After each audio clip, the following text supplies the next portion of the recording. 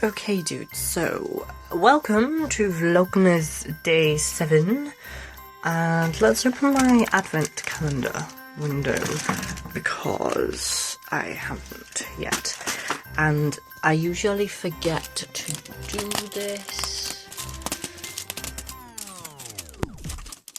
Ooh, okay, so it says snowball fight duck. Now I had a really cool idea for this, to do with the film Jumanji last night. So yeah, I don't know if I can get the chocolate out while talking to you. Aha! Yay, what is it?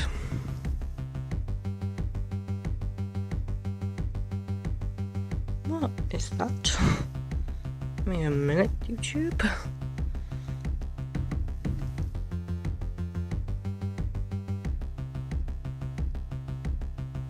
I think it's supposed to be an elf, guys. Does it look like an elf to you? Okay, so yeah, Vlogmas day 7.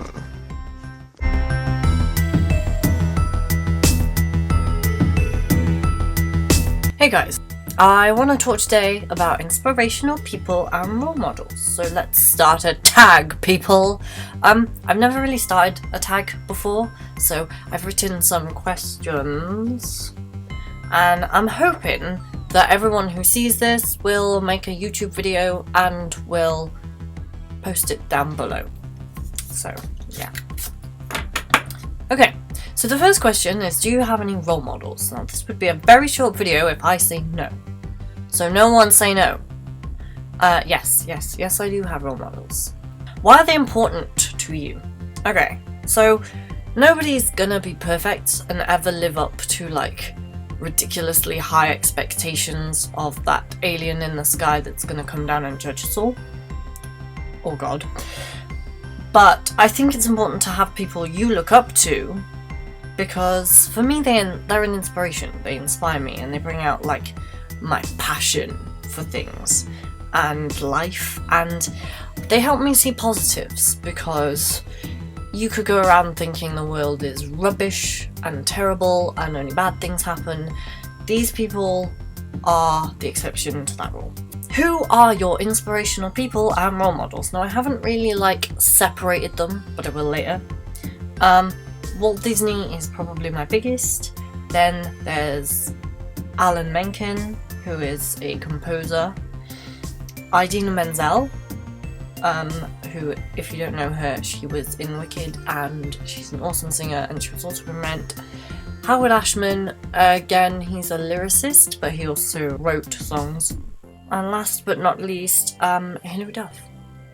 Who out of your inspirations and role models do you admire the most and why? Okay, so the biggest person on there, as I've already said, is probably Walt Disney, because without him there wouldn't be most of my other role models. That's a little bit scary. He is the most influential and the most inspirational on that list, because he started something amazingly big, and he started animation, which is was a brand new way to look at film. And I think that when you look at how hard that must have been then to make feature-length animations with a lot less technology than we have now, we kind of take the form for granted now, and I think that it's really special and it's really incredible. So that's why. What do you think is important for a role model to be or have? Okay, so my first thing in the list, these are, I think, things that are important to me because they're things I want to be. Confidence. A lot of the people on that list had a lot of confidence to do what they did. They had a lot of courage and conviction to be the things they are or were, and they did great things with their life. Inventive of their own self-image. I'd like to think that some of these people have the independence to do things of their own accord without managers and HR people and, agents. I'd like to think that these guys have passionate drive that defines them without these people.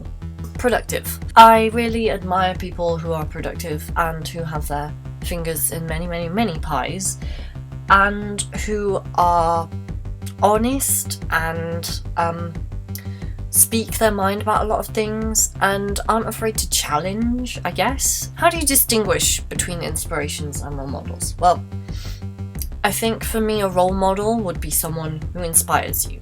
So an inspiration, it could be an idea or an action that someone else has taken, or it could be like an art form or a style or a piece of writing, and you can take inspiration from that. You know, what they do can then influence your own work and they can be influential on you. A role model is someone who does a lot of influencing on you. So for me, my role models are people who inspire me to go watch Disney movies, to try and get better at my own singing and songwriting, and that genuinely do work that inspires. Are you ever critical of these people? Do they deserve judgment or glorification? Yes, I am critical of these people sometimes. No one, like I said, is going to be perfect, and I think that's important that they're not. I think everyone's human, and people like Walt Disney are going to be products of their time, maybe, and they're going to have views that I wouldn't necessarily agree with or appreciate, or, you know, there's always going to be little things, I think, that you're going to maybe be critical of these people for. Whether they deserve judgment or glorification is kind of like saying everybody deserves judgment or glorification. I don't think that people should be judged for each and every action they commit. I think it should work on a kind of like law of averages principle, unless you do something that is absolutely terrible and unforgivable, but then who decides that anyway? I think there is a certain amount of give and take with this. I think, like, on the one hand, they're not there to be judged more than anyone else, but on the other hand, they have a certain responsibility and a certain influence over people. So you have to think about your audience and you have to think about your actions, because you want to do what's right for you. So I think it's difficult to get that balance of judgment. Glorification, I would never glorify any of these people so as to say they can't do anything wrong. I glorify them in the way I held them up for, like, admiration, but I think that's as far as my glorification would go. Who out of these people has been the most influential? Okay, so I want to say that Walt Disney can't be my biggest influence, because I don't think I'm that good at animation and therefore couldn't probably be influenced by his work, but more of the work of composers like Alan and writers who... So out of all of the people, I'm going to have to say Alan Menken, because he is one of the greatest composers, I think, that's happened to film in a very long time. There is a lot of Disneyfication around his composition, but he also started out in Little Shop of Horrors and doing movies that brought back the Disney Renaissance period. So I feel like if there was one thing that I would strive, and one person that I probably reference a heck of a lot in my work, it's probably him. So yeah. Those are the 8 questions. If you want to do this tag, I suggest you do this tag. Then simply put a /watch link down below, and we will watch them and we'll get back to you and we will give your feedback. Also, give us feedback. We love feedback. Absolutely love feedback. Don't forget, you can always tweet in the conversation and Facebook us. So yeah. Bye guys. Bye bye.